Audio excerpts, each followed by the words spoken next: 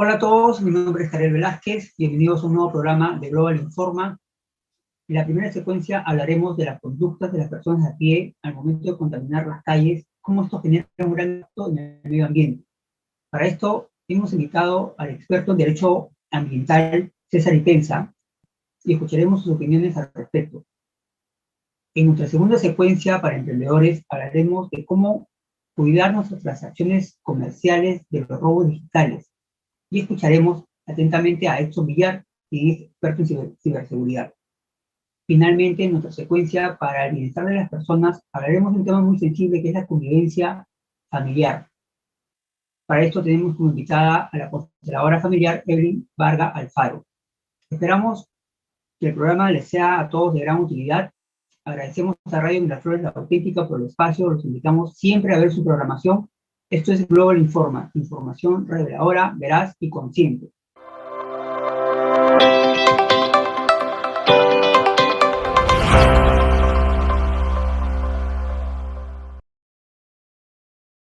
Bien, entonces comenzando la primera secuencia del programa, como había comentado, hablaremos de un tema muy sensible que es cómo la conducta de las personas de a pie, ¿no?, al momento de contaminar las calles genera un gran impacto y no se dan cuenta que es un impacto que repercute a nivel global. Para esto tenemos como invitado al experto abogado en Derecho Ambiental, César Ipenza. Gracias, César, por tu participación. Bienvenido al programa. Muchísimas gracias, Karel, por la invitación y encantado de estar con ustedes y de poder acompañarlos y hablar de un tema que resulta fundamental para todos los ciudadanos. Gracias, César. Antes de comenzar la entrevista, quisiéramos, como siempre lo solemos hacer una nota, un reportaje periodístico que el equipo de producción ha elaborado y luego con las preguntas, por favor.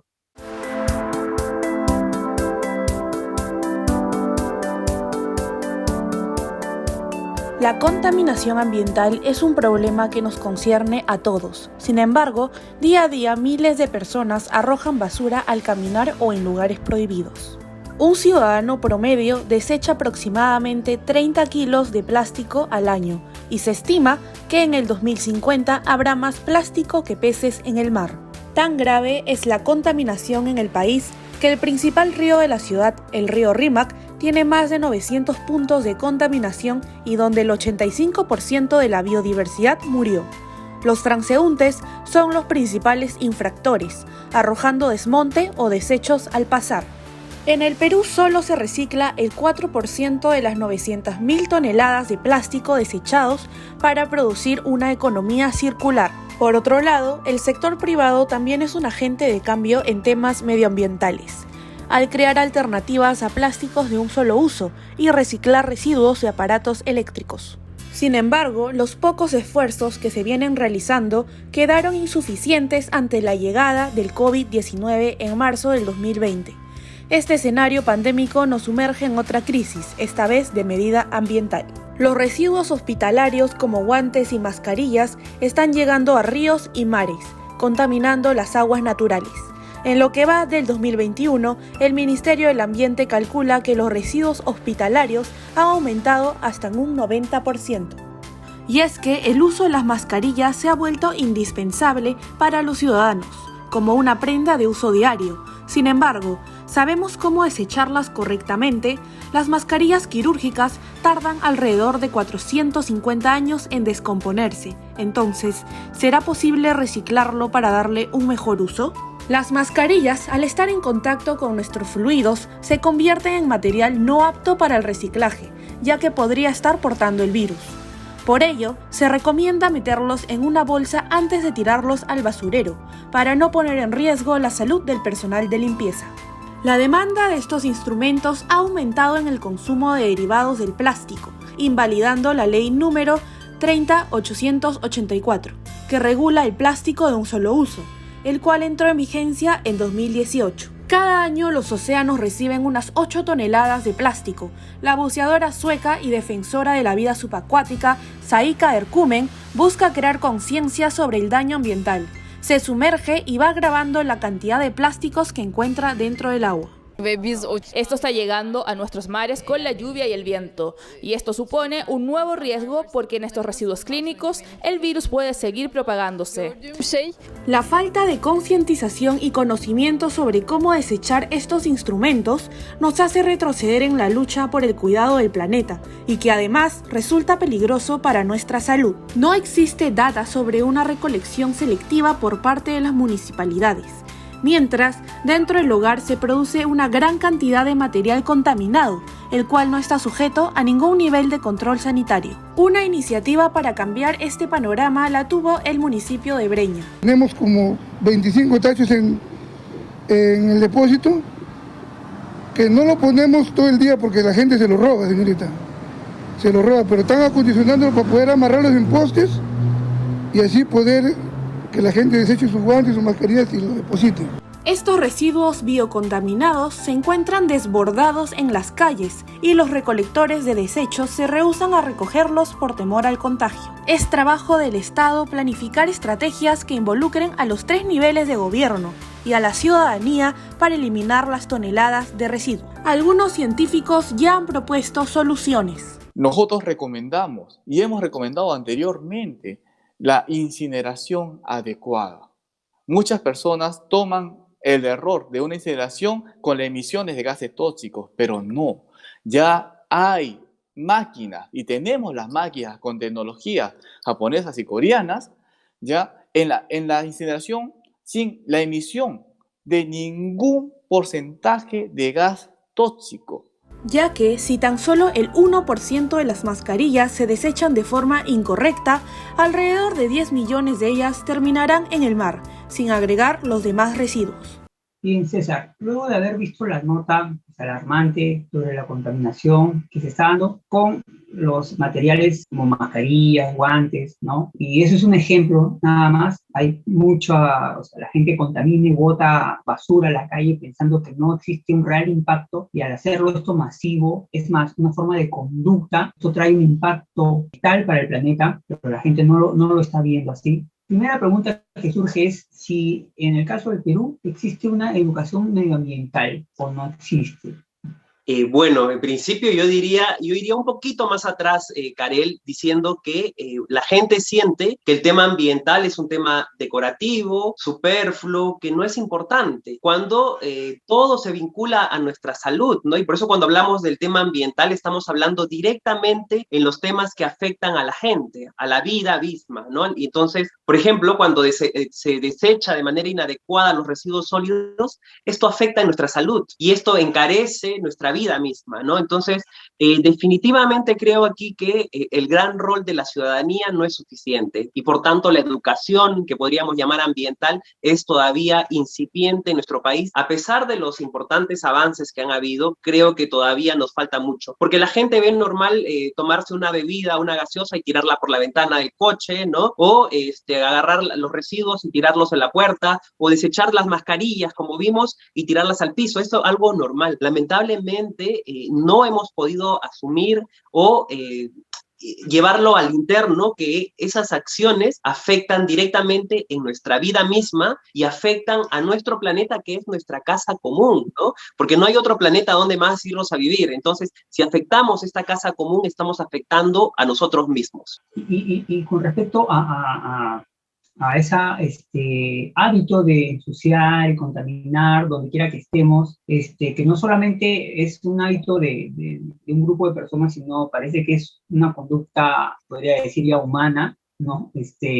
Claro, hay países que son un poquito más conscientes y hay países que no tanto. ¿Cabría la posibilidad de que el gobierno multe a las personas al momento de contaminar, de arrojar un papel, un desperdicio en la calle, al momento de coger la basura de su casa y dejarla en la calle? ¿Sería viable legalmente imponer multas? Bueno, en principio hay lugares y municipalidades que tienen ordenanzas que prohíben, por ejemplo, el desecho de residuos en las vías públicas, ¿no? Y incluso se les impone una multa. Eso creo que en algunos casos puede puede funcionar, pero básicamente el tema de promover, de empezar a concientizar, de poner también lugares adecuados donde disponer los residuos, creo que es un paso previo. Pero si tenemos ahí el tacho de residuos y la gente no es capaz de extender su mano y depositarlo allí, creo que allí estamos hablando de situaciones graves. Entonces, las municipalidades deberían generar mecanismos a través de estas ordenanzas para sancionar a estos malos ciudadanos que no entienden o que están afectando el derecho de todos de vivir en un ambiente sano y adecuado, ¿no? Entonces, creo que también es una posibilidad, pero también tiene que ver un par por el lado de las autoridades, ¿no? De generar, por ejemplo, yo a veces quiero depositar un residuo y no encuentro ningún tacho en ninguna parte. Lo único que hago es tener en mi bolsillo o en una bolsa, en mi maleta o en la mochila para depositarla hasta que llegue a casa y la pueda desechar, ¿no? Sin embargo, eso no siempre se piensa, ¿no? Entonces también tenemos que tener esas dos opciones. Y lo otro que yo veo que funciona cada vez más es los niños, ¿no? Los niños que en las escuelas empieza a generar esa corriente o esa tendencia a enseñarles que nuestro planeta, nuestra ciudad, nuestro distrito no son basurero, ¿no? Y que empiezan a manejar sus residuos y a depositarlos en los lugares que corresponden. Claro, o sea, es una cuestión de educación, una educación escolar, una educación en las universidades, y también es una, sobre todo creo yo, una educación familiar, en el núcleo de la familia. Me parece que está la clave, y también por parte de las autoridades fomentar, ¿no? Quizás hacer talleres gratuitos y concientizar a las personas de cuánto afecta el que a uno arroje un desperdicio en la calle. No sé si hemos visto también en los últimos tiempos municipalidades que no podían manejar sus residuos, que tenían botaderos en las esquinas, en ciertos distritos de la capital, por ejemplo. La gente decía, ¿dónde está la autoridad nacional? Bueno, las competencias para manejar los residuos sólidos los tienen los municipios, pero la gente tampoco cumple con su autoridad municipal. Por ejemplo, el tema del pago del recojo de los residuos sólidos. La gente puede tener 1 o 2 celulares, pagan recargas de teléfono, pero no son capaces de pagar ese servicio de recojo de los residuos, y a veces tenemos municipalidades que no tienen recursos suficientes para manejar eso. Entonces también ahí hay situaciones de corresponsabilidad que no somos conscientes y que debemos empezar a visibilizarlos, porque casi todos los años es la misma historia. Empieza el año y la municipalidad no pudo pagar la empresa prestadora de servicios de saneamiento, de recojo de basura, y por ende los residuos se quedan amontonados en ciertas esquinas, en ciertas calles, porque al no ir un camión a recoger la basura, los depositan los vecinos y se vuelven centros de infección, ¿no? De enfermedad para la gente que transita y que vive en estas zonas cercanas. César, si podrías explicarnos de manera breve cómo impacta el que alguien arroje un desperdicio. ¿Por qué es tan importante no arrojar ese desperdicio? Una vez que uno arroje, ¿qué es lo que sucede? ¿Cuál es la cadena? ¿Cómo contamina el medio ambiente? Bueno, en principio tenemos malos olores y nadie quiere vivir en un centro donde apesta el ambiente. Lo otro es que aparecen plagas o enfermedades. Bueno, ratas, ¿no? Cucarachas, y estas transmiten también enfermedades. No debemos olvidar que el coronavirus tiene un origen también en estos animales que han saltado de los animales a la humanidad. Entonces también estas plagas, estas enfermedades que vienen de estos animales. Y por otro lado, ¿quién quiere vivir en un lugar, en un botadero de residuos? ¿Quién quiere vivir en una zona sucia, fea, ¿no? Eso también baja en los costos de los bienes que tienen alrededor. Entonces, todos estos elementos generan un impacto tremendo, pero algo que no somos conscientes es que los residuos maltratados, ¿no? O depositados de manera inadecuada generan un gas, que es el gas metano. El gas metano es 20 veces más tóxico que el CO2 que emiten los vehículos, y esto contribuye a acelerar, por ejemplo, los efectos del cambio climático, ¿no? Entonces, también hay un impacto,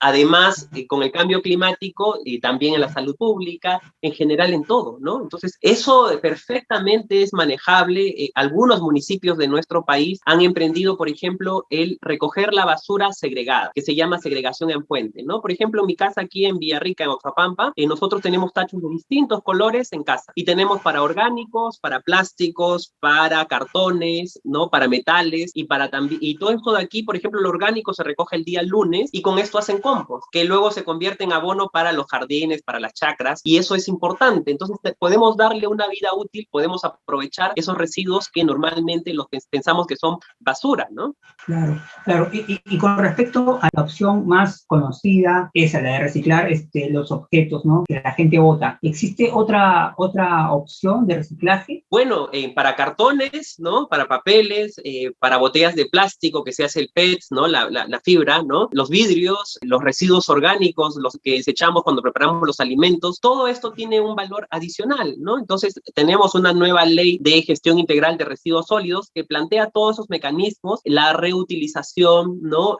Casi plantea una posibilidad de utilizar estos residuos y cuando no se puedan ya aprovecharlos, recién desecharlos, que es lo que sería lo más pertinente, ¿no? Porque todo eso tiene un valor económico, tiene un valor en el mercado y también vemos gente que se dedica y que se gana la vida. En el Perú tenemos más o menos algo más de 100.000 recicladores, ¿no? Nadie dice que estos señores de locos van a escarbar en nuestros residuos, sino que allí encuentran bienes que tienen valor y ellos nos están brindando este servicio, porque en otros países uno tiene que pagar por segregar, entonces, y si no segregas te multan incluso, ¿no? Lo que sucede, por ejemplo, en algunos distritos, pero esa también es una labor importante que se tiene que emprender y que también nuestros alcaldes tienen que empezar a comprender que hay esas posibilidades, no tener grande infraestructura para construir unos botaderos o unos rellenos sanitarios, sino también empezar a segregar dónde se generan los residuos. Bien, bueno, ha sido César Ipenza, abogado experto en Derecho Ambiental, comentarios al respecto a la nota. Gracias, César, por tu participación. Bienvenido a Global Informa, esperamos tenerte nuevamente con nosotros. Muchísimas gracias a ustedes y éxitos en el programa y qué bueno que tengamos espacios de reflexión y de conversa en temas que nos afectan directamente a todos los ciudadanos. Muchísimas gracias y buenas tardes. Gracias, César.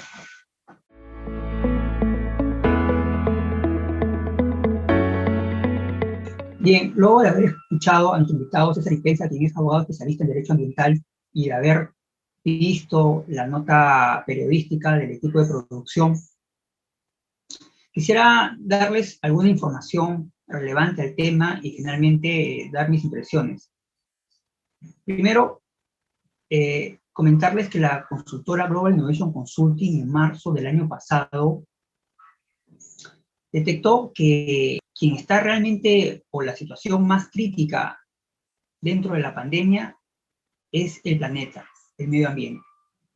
Entonces dio digamos, orden, ¿no?, de prioridad según la gravedad. Primero, el medio ambiente. Segundo, la crisis económica. Y tercero, la crisis sanitaria. Esto que dijo GIC viene respaldado por expertos economistas y la comunidad científica. Por eso, en el programa hemos decidido tocar este tema. Para esto también queremos darles algunos datos, los cuales hemos tomado como referencia, como fuentes, BBC Mundo, fuentes del Ministerio del Ambiente, información de la ONU, de la Universidad Nacional del Mar del Plata, ¿no?, del Sistema Nacional de Información Ambiental. Queremos decirle cuánto tiempo demora en degradarse productos que arrojamos en la calle o de nuestro uso diario.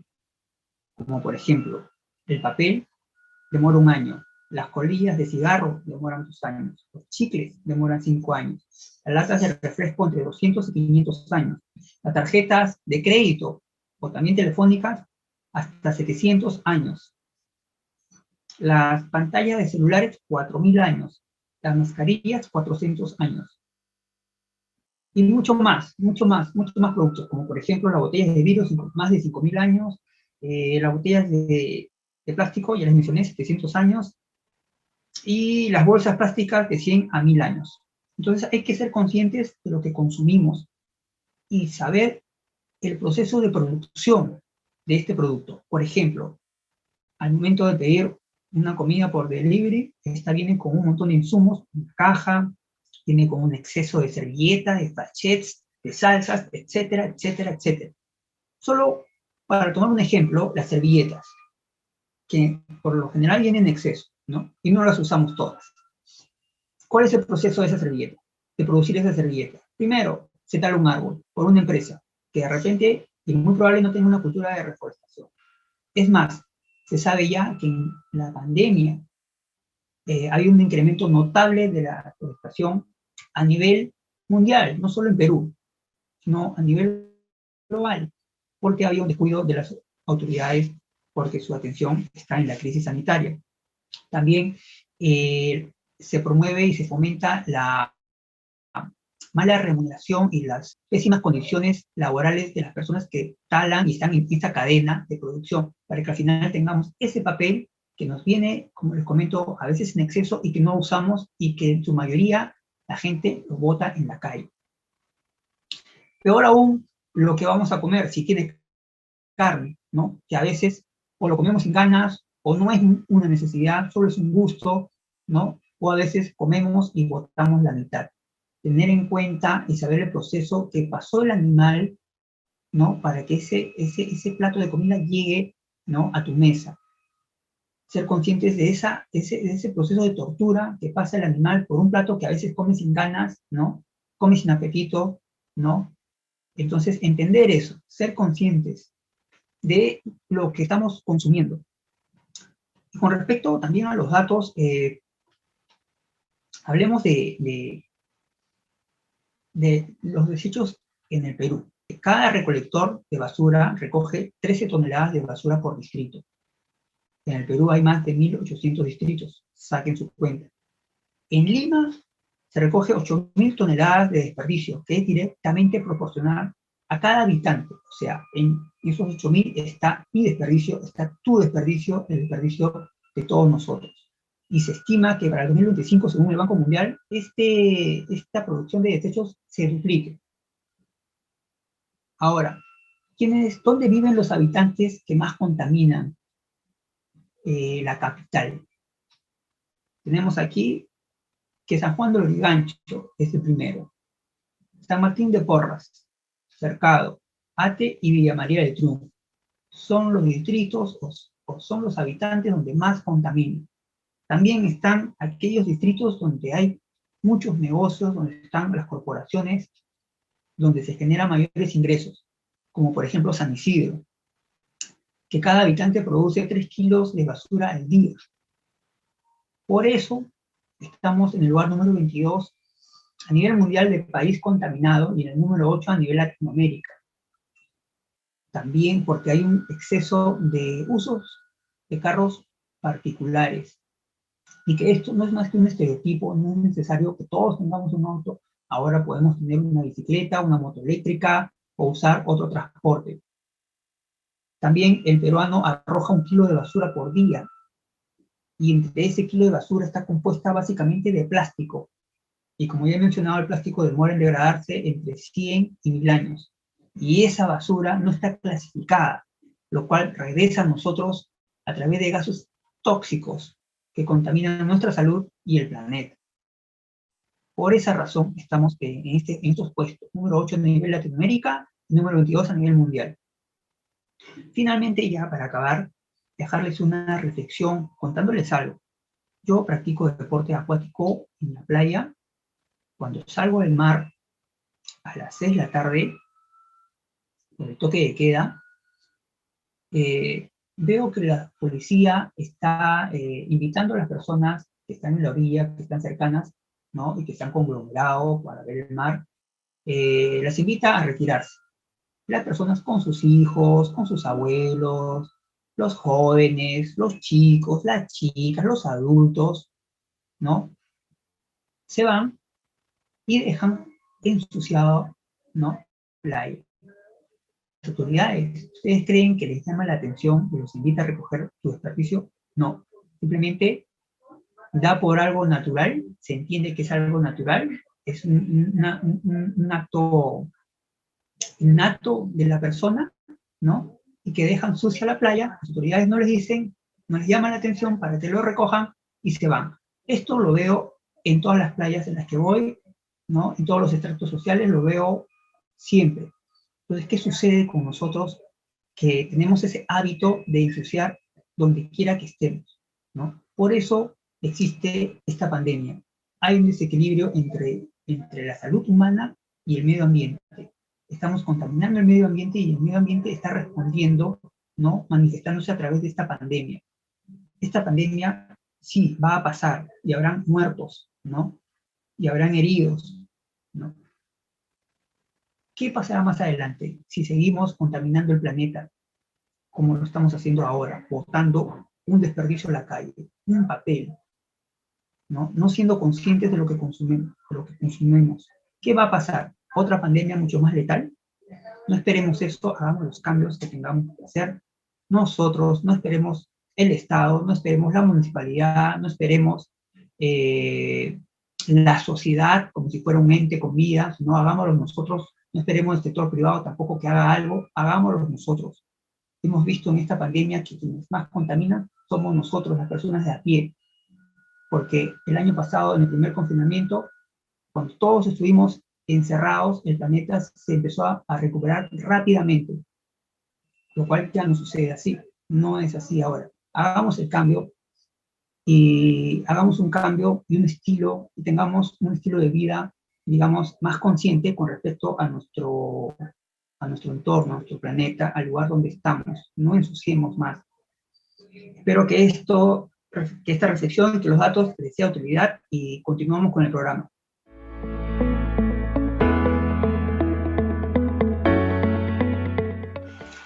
Bien, continuando con el programa, en esta segunda secuencia destinada a los empresarios y emprendedores, hablaremos de cómo protegernos del ciberdelito al momento de hacer nuestras transacciones comerciales. Recordarles que esta secuencia viene auspiciada por Global Innovation Consulting, que es una empresa consultora que ofrece un sistema único en el mercado denominado Quantum Business, mediante el cual se brinda toda clase de información que las firmas reconocidas o sistemas modernos no logran decodificar. Con esta innovación se logra obtener diagnósticos acertados, se realizan implementaciones técnicas con gran efectividad y brinda soluciones ante cualquier desafío organizacional. Sus principales servicios son detectar nuevos consumidores, brindar información precisa para solucionar cualquier crisis organizacional y trabajar con cada área de la organización. Puede contactarlos a través de las redes que aparecen en su página web, correo, en pantalla. También mencionar que Global Innovation Consulting, con el propósito de colaborar con todos los sectores y el público en general, está aplicando su innovación para responder cualquier pregunta relevante que consideren sobre sus proyectos, negocios o cualquier inquietud general, por la cual les pide que en el programa, en la parte de comentarios, hagan sus preguntas y luego van a recabar todas las preguntas y van a hacer un diagnóstico y publicarlo en sus redes. Entonces aprovechen la oportunidad, hagan sus preguntas sobre sus negocios, preguntas sobre sus proyectos, preguntas puede ser sobre cualquier tema que consideren relevante y nosotros estaremos respondiendo. Perfecto, como les decía, el tema de hoy es hablar de cómo protegernos de los ciberdelitos, del phishing, suplantación de identidad. Para esto tenemos como invitado a Edson Villar, como les había mencionado, líder de consultoría en ciberriesgo en Latinoamérica. Bienvenido, Edson. Muchas gracias, Karel. Qué gusto estar aquí en el programa. Muchas gracias a ustedes por la invitación y un agradecimiento especial de Marsh, que estamos ahí a la disposición de los oyentes el día de hoy.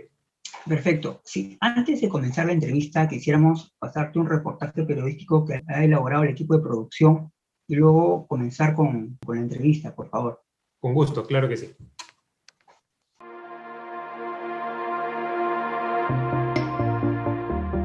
¿Sabías que entre el mes de enero y octubre del año 2020 se lograron detectar más de 7.000 ataques de phishing en el Perú?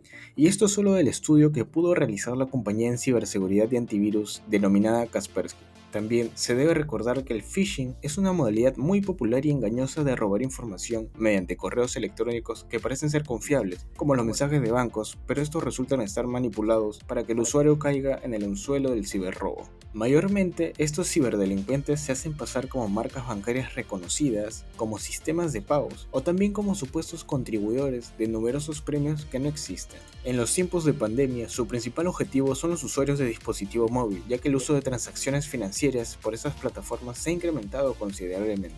Es por esto que el analista de seguridad senior en Kaspersky, Fabio Solini, mencionó que debemos proteger de una manera segura y primordial nuestros celulares, ya que son una puerta fácil hacia las ciberamenazas. Pero, ¿por qué Perú es uno de los países más afectados por este tipo de robos cibernéticos? Hay muchos factores.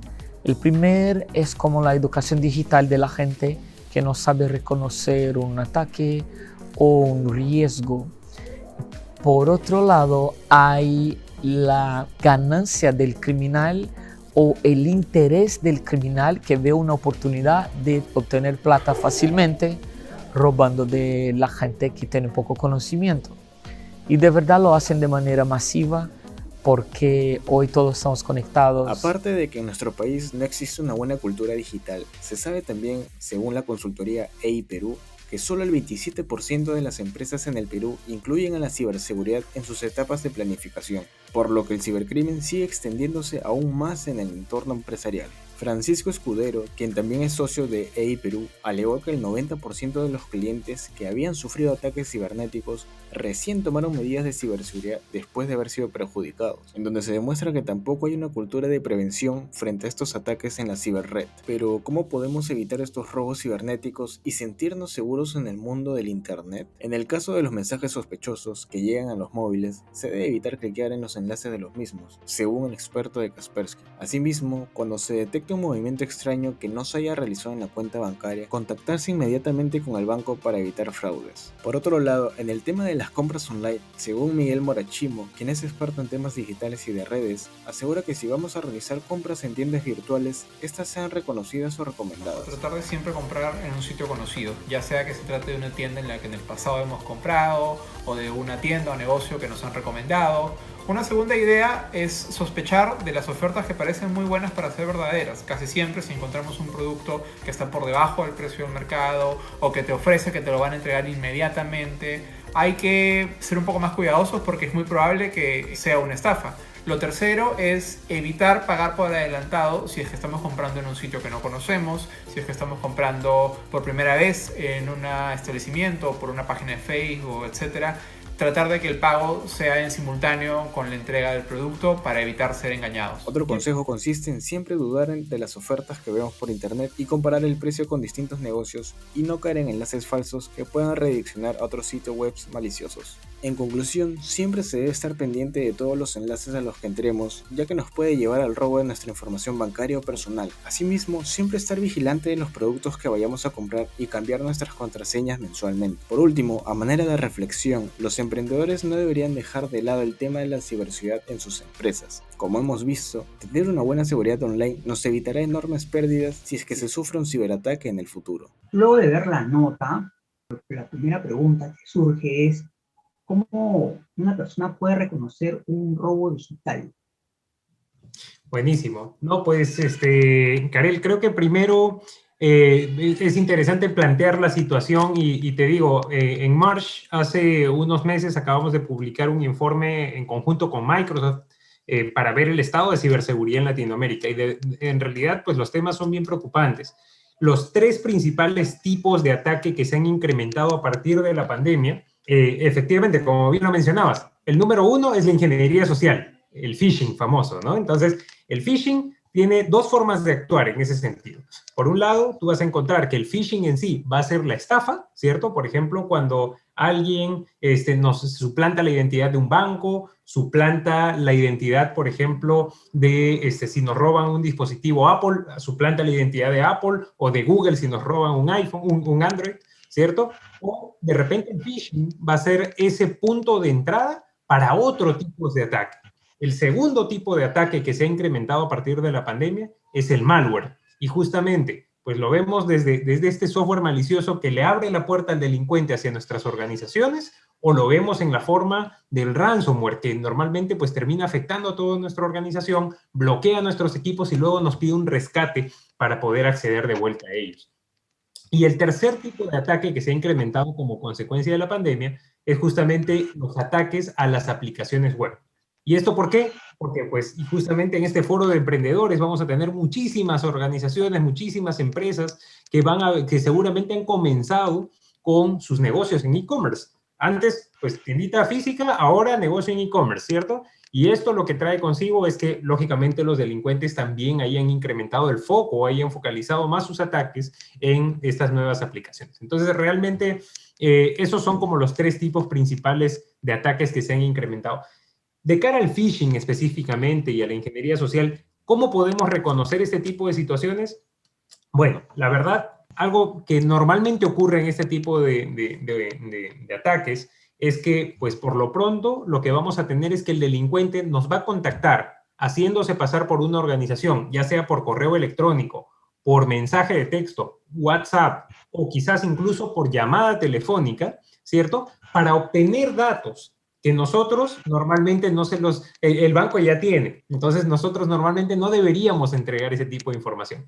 Segundo, normalmente va a requerir que realicemos una acción de manera o inmediata o en muy corto tiempo. ¿Por qué? Porque así como nosotros, como los delincuentes actúan, las instituciones financieras también lo hacen. Particularmente en el caso de los bancos, tienen sistemas que lo que van a hacer es bloquear luego de un tiempo que estos ataques están ahí vigentes, ¿cierto? Pero pues tienen un tiempo de vida, así sea corto. Entonces, lo que vamos a tener primero es alguien que nos contacta con una situación que nosotros no esperábamos. Segundo, nos pide una acción inmediata. Y tercero, pues normalmente nos va a pedir datos específicos sobre algo, ¿cierto? Entonces, cuando lo vemos de cara a un phishing bancario, por ejemplo, lo primero que va a tratar de hacer el delincuente es que nosotros les entreguemos nuestros datos como nuestro nombre, nuestro número de tarjeta, normalmente el CBV o ese número de tarjeta, el código de verificación de la tarjeta, ¿cierto? Que es para que el delincuente pueda hacer compras en internet también, y nosotros pues legalmente, y después también las fechas de vencimiento. Entonces, si alguien nos está pidiendo entrar a una página y vemos que no es la página real del banco, no es la página real de la organización, pues simplemente sospechemos. Acá hay un truco muy sencillo con el que siempre tenemos que actuar, y es, primero, lee, detente, ¿cierto? Recapacita y después actúa. Entonces, si nosotros recibimos una llamada telefónica de alguien que nos dice que se ha hecho una transacción maliciosa, una transacción fraudulenta, y que le tenemos que entregar un código que nos acaba de llegar al celular, porque con eso van a bloquear la transacción, nuevamente, el truco. Escucho, me detengo, pienso, eso el banco no me lo va a pedir nunca. Entonces actúo, cuelgo el teléfono, reporto al banco, porque seguramente yo he sido víctima de un phishing y ahora me quieren robar ese código aleatorio para hacer una transacción. Entonces, ese es el principal consejo, ¿cierto? Y las excusas son, te llama una entidad financiera o suplantan la identidad de una empresa reconocida para decirte que ganaste un premio, ¿no? Que tienes un crédito y y si para acceder al crédito tienes que, ¿no? dar tus datos inmediatamente. O sea, un montón de... O sea, te dan este tipo de excusas para que te saquen información inmediatamente. Esa es una manera de darse cuenta, que te piden información inmediata, información personal. Pero ojo, Karel, y es que últimamente los delincuentes en la región están muy activos con otro tipo de ataques. Así como viene el phishing en el que nos van a querer robar información, lo que están haciendo últimamente es, ellos se meten a nuestros correos electrónicos. ¿Por qué? Porque normalmente utilizamos solamente un usuario y una contraseña. Entonces, un buen tip ahí para los emprendedores es que si estamos utilizando un correo, ya sea en Office, en Google o en uno de esos proveedores de correo importantes, normalmente tiene esa configuración que se le llama el doble factor de autenticación. Actívenla. Eso lo que va a permitir es que si mañana alguien quiere utilizar su usuario y contraseña, pues al menos va a necesitar un token o un número aleatorio que ustedes van a tener en su dispositivo. Entonces, activen eso es muy valioso. Wow. Edson, así como uno puede reconocer un billete falso, ¿no? Observándolo, tocándolo, uno puede reconocer un phishing o una suplantación de identidad. Si te llega, por ejemplo, un correo de un banco, puedes ver el logo tal cual, ¿no? Todo, la presentación tal cual del mismo banco, pero hay una forma de detectar que digas, no, este no es el banco, o este no es esta identidad, no es esta empresa. ¿Hay una forma? ¿Hay un truco? Por supuesto. Lo primero es ver quién nos envía el correo, y no solamente pensar que primero, si es que en el correo nos requiere una acción, tengo que yo pensar en quién está enviando el correo. Y en el celular tenemos una desventaja, y es que la pantalla es más corta, más chiquita. Entonces vamos a ver una partecita del correo. Lo que tenemos que estar seguros es que sea el correo real de la organización. Entonces, ¿cómo hago eso? Pues le doy un clic al correo y voy a poder entrar al detalle y ver efectivamente de quién viene ese correo electrónico. Entonces, si yo estoy seguro de que viene del dominio real del banco, y hay que tener mucho cuidado porque pues a veces nos ponen una letrita o dos letritas que lo hacen diferente, pero al ojo, a una lectura rápida, pues lo que va a terminar ocurriendo es que se ve similar. Entonces, eso es lo primero. Segundo, normalmente lo que va a hacer el delincuente, y no nos confiemos con lo que pasaba antes, que los delincuentes pues cometían muchos errores ortográficos o que la imagen estaba descuadrada. Eso ya no ocurre. Eso ocurre en algunos casos, pero también hay correos de phishing muy bien hechos por los delincuentes, donde no vamos a encontrar ni un error ortográfico, no vamos a encontrar ni una imagen descuadrada, el logo va a ser muy parecido al de la entidad, entonces tenemos que ser cuidadosos con eso. También lo que puede hacer es confianza llamar a la empresa o la entidad y confirmar si están ofreciendo el servicio. Así es. Entonces, no esperemos que el banco nos llame a nosotros. Si nosotros dudamos, nosotros llamemos al banco o contactémoslos por sus redes sociales oficiales. Frente al caso que mencionaba, donde alguien nos quiere suplantar la identidad para hacer una transferencia no autorizada y engañarnos con un cambio de cuenta, entonces no hagamos ninguna transferencia de cambio con una nueva cuenta o nada por el estilo sin antes validar con la persona de origen. Porque esto está siendo muy frecuente y es muy sencillo para los delincuentes o suplantar la identidad o ganar acceso a nuestros correos para suplantar nuestra identidad. Bien, Edson, ¿y a qué se debe, ¿no?, que nuestra cultura digital del peruano sea escasa, ¿no? Aunque ahora, dada la pandemia, ya todos están, digamos, actualizándose y poniéndose al día, pero ¿cómo consideras al peruano con respecto a la cultura digital? Buenísimo. Y creo que, Karel, esto es una pregunta y no solamente es el Perú, en general Latinoamérica tiene un desfase importante, por ejemplo, en un tema que es muy valioso hoy en día, que es el acceso a Internet. Estamos hablando de que en Latinoamérica, en promedio, más o menos estamos alrededor de un 65% de personas que tenemos acceso a Internet. Lo cual pues nos pone muy por debajo de países del primer mundo que están liderando estos números con cifras que están por encima del 95%. Entonces imagínate primero la gran brecha. Segundo, las inversiones en tecnología que vienen haciendo países como Perú o en general Latinoamérica versus países que están pues muy a la vanguardia de la tecnología. O sea, menciona pues un Estados Unidos, un Japón, estos países que realmente están muy a la vanguardia de la tecnología. Entonces, la brecha en inversiones, la brecha en comunicación y, por supuesto, un tercer punto importantísimo, la brecha en la educación, porque esto no se trata simplemente de resolver, por supuesto, estamos dando tips que van a ser los que ayuden a mitigar un poquito, pero realmente esto se trata de que forme parte del ADN de las personas. Entonces tenemos un papel muy importante en cómo vamos a educar a todas nuestras personas, desde los niños hasta pues más adelante, en la cultura digital por un lado, ¿cierto? Porque ahora la tecnología es justamente hacia donde va el mundo, y por un segundo lugar, la cultura en temas de ciberseguridad, ¿cierto? Que no le abramos la puerta a un delincuente a nuestros dispositivos, a nuestras casas, a nuestras empresas, porque el delincuente lo que está buscando es lucrar justamente con eso. Correcto. Ha sido entonces Edson Villar, líder de consultoría de ciberriesgo en Latinoamérica de March. Gracias, Edson, por tu información y tus opiniones y comentarios. Esperamos tenerle nuevamente en el programa. Si tuvieras algunas recomendaciones finales para los emprendedores. Claro que sí, Karel, y muchas gracias a ustedes por la invitación. Es el rol de March, de hecho, estar liderando en temas de comunicación en estos aspectos, en culturizar también, pues, de alguna manera, pues, a nuestros clientes y a la sociedad en general. Entonces, si quieren tener más información, siempre estamos dictando webinars, pueden buscarlos o en nuestras redes sociales, en LinkedIn, como en March Latinoamérica, o en nuestra página web de march.com. Y como recomendaciones finales, solamente ya para cerrar, de cara a los emprendedores y cómo estamos protegiendo o cómo deberíamos proteger nuestra información y nuestros sistemas, yo lo que sí les recomendaría es pues algunos temas muy, muy críticos, ¿cierto? Primero, no utilicemos software pirata. El software pirata viene pues con unos famosos cracks. Nadie hace un crack gratis. Hay algo que está sacando de por medio y eso es nuestra información o el acceso a nuestros sistemas. No utilicemos software pirata. Nuestros equipos hay que mantenerlos actualizados siempre.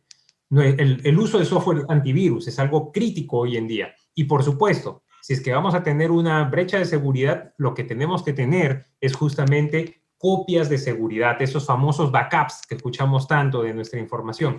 Si es que vamos a utilizar un disco externo, pues no lo mantengamos conectado a la red todo el tiempo. ¿Por qué? Porque lo que se está viendo muchísimo es nos infectan la red y también nos infectan el disco. Utilicemos de repente el disco solamente para sacar el backup y separarlo de la red, utilizar más de un disco idealmente, o de repente hacer uso de software en la nube, que nos va a permitir pues tener un backup más seguro, incluso si es que en algún caso pues tenemos una infección en nuestros equipos, en nuestra red. Karel, yo creo que es eso, hay que identificar esos activos, esas bases de datos, esos servidores, esos archivos más importantes y protegerlos, que eso es el corazón hoy en día de nuestros negocios. Muchas gracias por la invitación, Karel. Gracias también, Edson. Gracias por tus comentarios. Bien.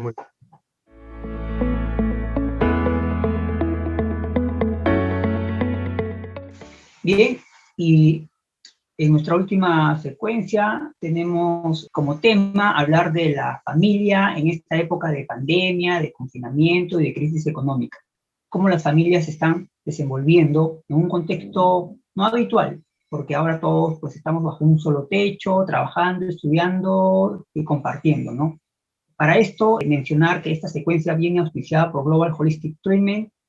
Es una empresa que brinda el más diverso y completo portafolio de servicios para el bienestar emocional, físico, mental y espiritual de las personas de cualquier edad y de cualquier espacio geográfico. Cuenta con diversos terapistas internacionales y nacionales ofreciendo servicios terapéuticos convencionales y también los más alternativos. Todo el servicio es por videoconferencia y de manera digitalizada. Contáctelos a través de sus redes que aparecen en pantalla. Y bien, como decía, hablaremos de la familia en épocas de pandemia, para lo cual tenemos como invitada a la terapeuta, Evelyn Varga Alfaro, quien es psicoterapeuta cuántica desde el año 2015, estudió y se formó en Italia en transgeneracional y constelaciones familiares desde el año 2016. Bienvenida, Evelyn, gracias por tu participación. Hola, muchísimas gracias por la invitación, estoy muy contenta y disponible para cualquier pregunta, para todas las preguntas. Gracias, Evelyn. Bien, dado el contexto, primero preguntarte qué son las constelaciones familiares y para qué sirven, qué resuelven. A ver, las constelaciones familiares son una técnica terapéutica, voy a tratar de ser súper concreta para que sea claro, y son una técnica terapéutica que nos permiten observar de manera un poco más fácil el inconsciente colectivo familiar. Entonces podemos comprender algunos patrones de conducta y nos ayuda a ordenar ese sistema colectivo familiar.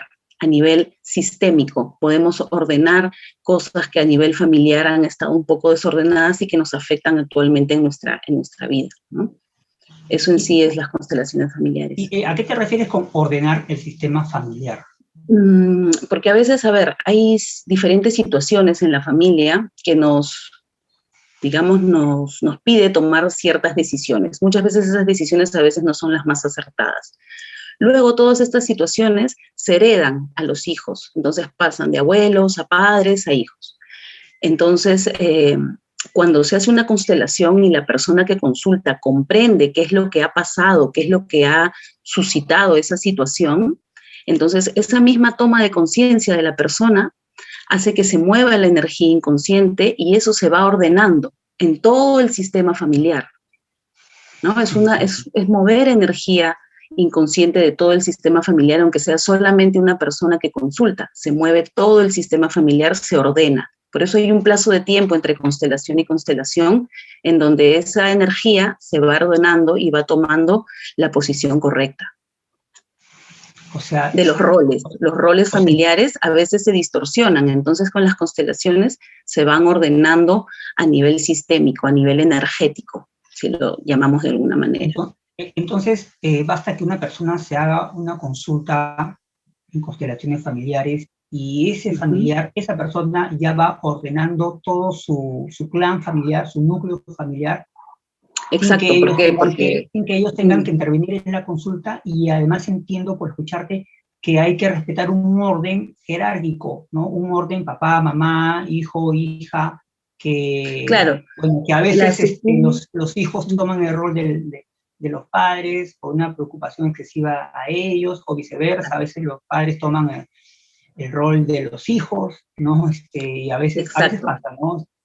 Exacto, a veces también los abuelos toman rol de los padres, y entonces todas esas situaciones desordenan los roles, ¿no? A veces los abuelos se hacen cargo de los nietos, los padres van a trabajar, después vienen los padres y el padre ya no es tanto una autoridad, sino es más el abuelo, porque como no pasa tiempo con los hijos, entonces ahí hay ese tipo de desórdenes, ¿no? Muchas familias que viven con los padres, entonces los hijos se crían con los abuelos, y más no reciben tanto directamente la crianza de los padres, sino de los abuelos. Ahí hay una transferencia directa, ¿no? A través de la crianza, de la cultura, de las costumbres. Entonces, todas esas cosas, por ejemplo, las constelaciones pueden ser individuales o grupales. En la constelación grupal se ve mucho más claro, el consultante puede ver mucho más claro toda la dinámica. En la constelación individual, el consultante es el que hace toda la constelación, entonces toma mucho más tiempo porque la persona tiene que hacer bueno, yo lo trabajo de esa manera, hago unos ejercicios con esta persona para conectar, para que en el momento de realizar la dinámica, esta persona pueda conectar de manera más rápida y más fácil, pueda comprender cómo hacer el trabajo y pueda ver a través de, bueno, también se usan algunos muñequitos, algunas cartas, dependiendo de las personas. Yo trabajo con cartas y con muñecos de manera a distancia.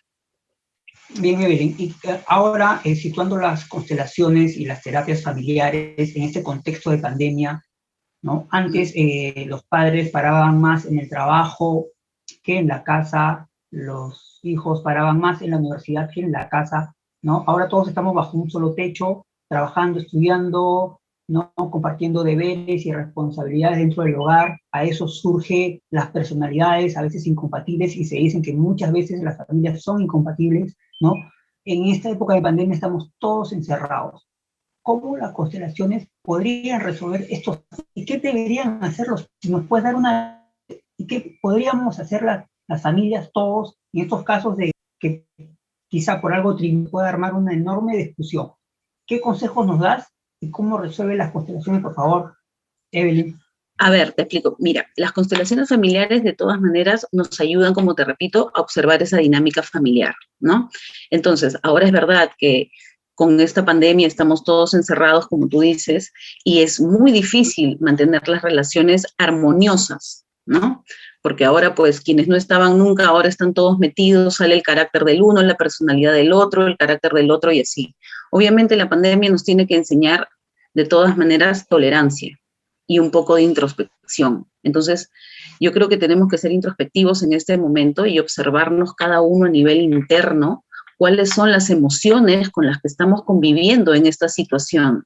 Porque todas esas emociones tienen un origen que no es de ahora. Entonces, si hay familias o personas que han podido sobrellevar, por ejemplo, el año pasado, todos los meses que hemos estado encerrados, de una manera, entre comillas, armoniosa, y otras familias y otras personas han encontrado que en sus hogares se ha desatado como un caos, entonces ahí hay que observar, los integrantes de la familia son todos. Ese caos, ¿de dónde se origina?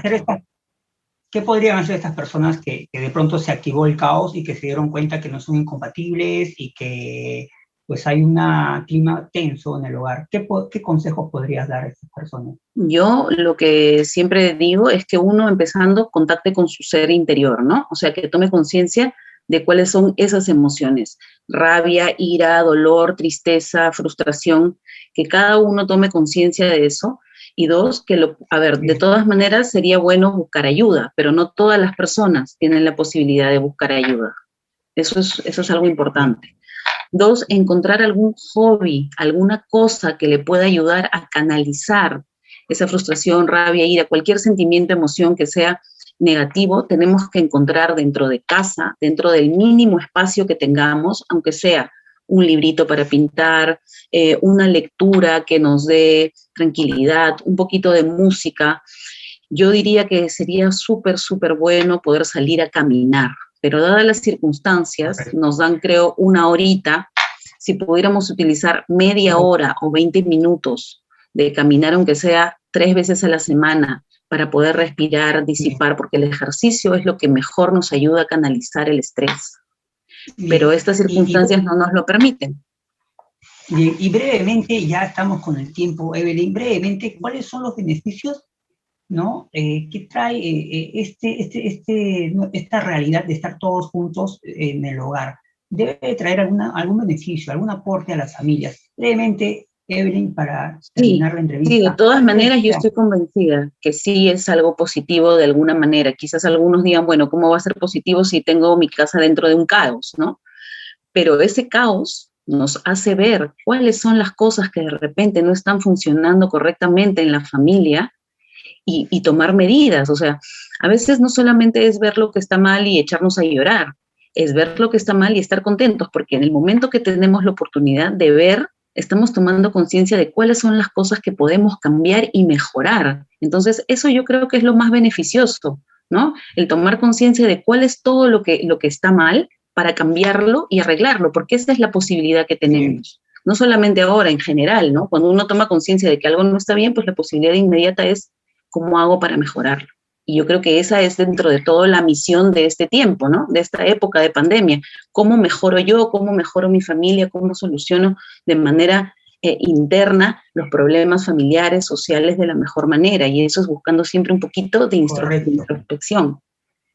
Gracias, Evelyn. Ha sido Evelyn Varga Alfaro, psicoterapeuta cuántica y especialista en transgeneracional y constelaciones familiares. Gracias por tus opiniones. Muchísimas gracias a ti. Gracias, Evelyn. Muchísimas gracias a ustedes. Bendiciones. Para seguir escuchando opiniones de expertos, ¿no? En este caso de terapias familiares. Agradecemos a Radio Miraflores La Auténtica por el espacio. Los invitamos a ver siempre su programación. Eso ha sido todo por hoy. Muchas gracias. Muchas gracias. Gracias a todos. Bendiciones. Hasta luego.